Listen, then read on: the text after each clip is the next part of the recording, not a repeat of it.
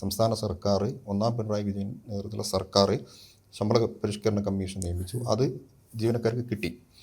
ഈ അവസാന ടൈമിൽ ഈ പലതരം കള്ളപ്രചാരണങ്ങൾ കൂടെ നടത്തിയൊരു പ്രചാരണങ്ങളൊന്നും ഇനി ഇത് ഉണ്ടാവില്ല, നടക്കും. കാരണം ജീവനക്കാരുടെ ഭാഗത്ത് തന്നെ ഏറ്റവും നെഗറ്റീവായിട്ടുള്ള അത് ഒരു വിഭാഗം UDF പ്രതിപക്ഷ സംഘടനാ ജീവനക്കാരുടെ ഇനി ഇത് ഉണ്ടാവാൻ പോകുന്നില്ല എന്നൊരു പല്ലവി പാടുമ്പോഴാണ് നമ്മളിപ്പോൾ ഈ കമ്മീഷനെ വെച്ചിരിക്കുന്നത്. അതിന് അപ്പം കമ്മീഷനെ വെച്ചപ്പം ജീവനക്കാർക്ക് അത്രയും കോൺഫിഡൻസ് വന്നപ്പോൾ അടുത്തൊരു പ്രചാരണം ഇതിനിപ്പം ഇത്ര വലിയൊരു സാമ്പത്തിക പ്രതിസന്ധിക്കിടയിലെയോ ഇതൊരു രാഷ്ട്രീയ ഗിമ്മിക്കാണ്, ഇലക്ഷൻ ഗിമ്മിക്കാണ്, ഇതൊന്നും നടപ്പാക്കാൻ പോകുന്നില്ല എന്ന രീതിയിലും ഇനി LDF വരില്ല എന്നുള്ള ഒരു തെറ്റായ പ്രചാരണം നടത്തി ജീവനക്കാരിൽ ഇഞ്ചക്ട് ചെയ്യുന്നുണ്ട്.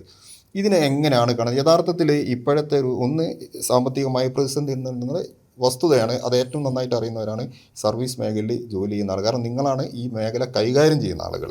അപ്പോൾ നിങ്ങൾക്കിത് കൃത്യമായിട്ട് അറിയാം. സാമ്പത്തിക പ്രതിസന്ധി കേന്ദ്ര ഗവൺമെൻറ് നമ്മളെ അവരുടെ വർദ്ധിക്ക് കൊണ്ടുവരാൻ വേണ്ടി ഉണ്ടാക്കുന്ന ഒരു കെണിയാണ്. രണ്ടാമത്തത് പിന്നെ ഈ ഒരു ഇലക്ഷൻ്റെ ലേക്ക് ഈ സംസ്ഥാനം കടക്കാൻ പോകുന്നൊരു സമയമാണ്. പക്ഷേ നിങ്ങൾക്ക് കൃത്യമായിട്ട് അറിയാം, ചെയ്യുന്നതേ പറയൂ, പറയുന്നതേ ചെയ്യുന്ന ഒരു സർക്കാരാണ് കേരളത്തിലുള്ളത് എന്നുള്ളത്. എങ്ങനെയാണ് ഇതിൻ്റെ ഒരു NGO സംസ്ഥാന ജനറൽ സെക്രട്ടറി എന്നൊക്കെ നിങ്ങളിതിനെ കാണുന്നത്? ശമ്പള പരിഷ്കരണം സംബന്ധിച്ച് ഇടതുപക്ഷത്തിന് ഒരു പ്രഖ്യാപിത നയമുണ്ട്. അത് 5 വർഷത്തിലൊരിക്കൽ ശമ്പളം പരിഷ്കരിക്കണം എന്നതാണ്. ഒരുപക്ഷെ കേരളത്തിലൊഴികെ വേറെ 3 സംസ്ഥാനത്തിലെ ഇത് ഇങ്ങനെ 5 വർഷത്തിൽ ശമ്പളം പരിഷ്കരിക്കുന്നുള്ളൂ. ബാക്കി എല്ലായിടത്തും 10 വർഷത്തിലൊരിക്കലാണ് ശമ്പളം പരിഷ്കരിക്കുന്നത്. കഴിഞ്ഞ ഉമ്മൻചാണ്ടി സർക്കാർ 10ാം ശമ്പള പരിഷ്കരണം നടപ്പിലാക്കിയപ്പോൾ ആ റിപ്പോർട്ടിൽ പറഞ്ഞത് ഇനി 10 വർഷത്തിലൊരിക്കലേ ശമ്പളം പരിഷ്കരിക്കേണ്ടു എന്നാണ് അന്ന്. പക്ഷേ ഇടതുപക്ഷത്തിൻ്റെ നയം ഇതാണ്. അത് നേരത്തെയാണ്. 68-ൽ EMS മുഖ്യമന്ത്രിയായിരിക്കുമ്പോൾ, 88-ൽ EK നായനാർ മുഖ്യമന്ത്രിയായിരിക്കുമ്പോൾ, 97-ൽ വീണ്ടും നായനാർ മുഖ്യമന്ത്രിയായിരിക്കുമ്പോൾ, 2009-ൽ VS മുഖ്യമന്ത്രിയായിരിക്കുമ്പോൾ, ഇടതുപക്ഷം ഭരിക്കുമ്പോൾ ഈ 4 ശമ്പള പരിഷ്കരണവും നടപ്പിലാക്കിയത് 5 വർഷ തത്വം കൃത്യമായി പാലിച്ചിട്ട് 1 രൂപ കുറഞ്ഞിട്ടില്ല, 1 ദിവസം നഷ്ടപ്പെട്ടിട്ടില്ല. താങ്കൾ സൂചിപ്പിച്ചതുപോലെ 2021-ൽ 1/7/2019 നടപ്പാക്കേണ്ടുന്ന ശമ്പള പരിഷ്കരണം ലോകത്താകെ തന്നെ പ്രതിസന്ധിയാണ്. കേരളത്തിലും കടുത്ത പ്രതിസന്ധിയാണ്. അപ്പോഴും 5 വർഷ തത്വം പാലിച്ചുകൊണ്ട് ഒന്നാം പിണറായി സർക്കാർ ശമ്പള പരിഷ്കരണം നടപ്പിലാക്കി.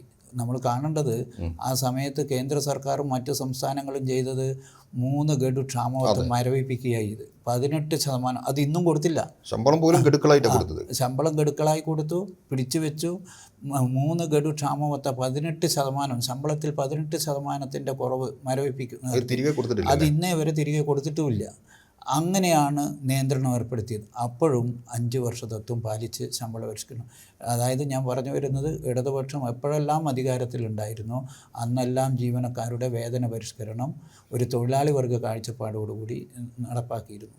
ഏറ്റവും ഒടുവിൽ ഇപ്പോഴും സാമ്പത്തിക പ്രതിസന്ധിയുടെ താങ്കൾ പറഞ്ഞതുപോലെ തന്നെയാണ് വലിയ രീതിയിലുള്ള സാമ്പത്തിക ഉപരോധം, രാഷ്ട്രീയ വൈരിനിരാധന ബുദ്ധിയോടെ തന്നെയാണ് പെരുമാറുന്നത്.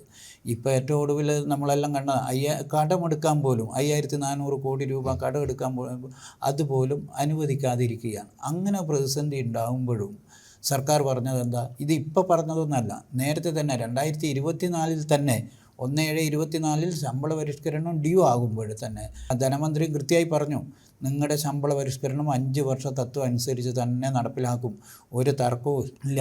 ഇപ്പം ലേശം സാമ്പത്തിക പ്രതിസന്ധി ഉണ്ട്, അത് മെച്ചപ്പെടുന്നതിനനുസരിച്ച് നൽകും. അന്ന് 2021-ൽ എനിക്ക് തോന്നുന്നു 56,000 കോടി 57,000 കോടിയുടെ അടുത്ത് മാത്രമാണ് തനത് വരുമാനം. ബാക്കിയെല്ലാം കേന്ദ്രത്തിനെ ആശ്രയിച്ചാണ്. ഇന്ന് നല്ല ധനമാനേജ്മെൻറ്റിൻ്റെ ഭാഗമായി 1,00,000 ഇത്തവണത്തെ ബജറ്റിൽ പറഞ്ഞത് 1,04,000 കോടി തനത് വരുമാനം വന്നു. തനത് വരുമാനം വന്നപ്പോൾ നിഷേധിക്കുകയല്ല ചെയ്യുന്നത് ഓരോ വിഭാഗത്തിനും. അങ്ങനെയാണ് സാമൂഹ്യ സുരക്ഷാ പെൻഷൻ കൂട്ടിയത്, സ്ത്രീ സുരക്ഷാ പെൻഷൻ കൊടുക്കാൻ തീരുമാനിച്ചത്, കണക്റ്റഡ് ടു ജോബ് പെൻഷൻ കൊടുക്കാൻ തീരുമാനിച്ചത്, ജീവനക്കാരുടേതും.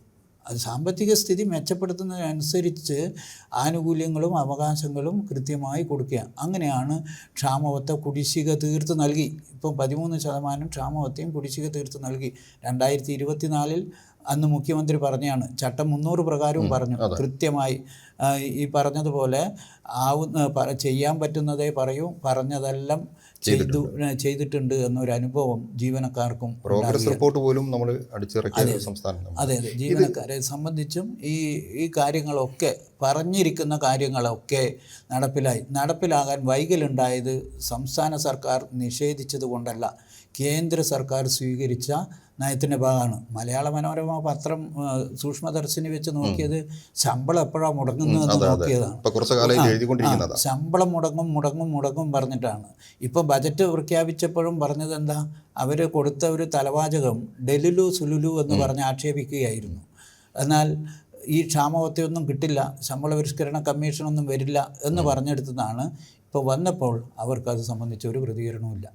ഇതാണ് സർക്കാരിൻ്റെ ഒരു ഇച്ഛാശക്തിയും നിലപാടുമാണ് ഇതിൽ പ്രധാനം.